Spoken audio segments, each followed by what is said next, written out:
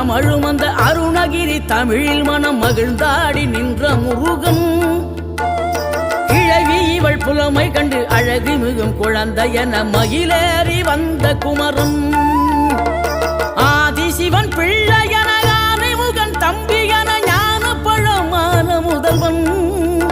நீ பாடும் குரல் வளம் கொடுக்கும் பனிமலையில் வாழும் அந்த பார்வதியின் இளைய புதல்வன் தேனெடுத்து திணை வளர்க்கும் சிறு குருத்தி வள்ளியவள் சிந்தையில நின்ற மன்னவா நீ நாடி வரும் பக்தர்களின் நாட்டம் அதை தனித்தருளும் ஞான குருநாதன் அல்லவா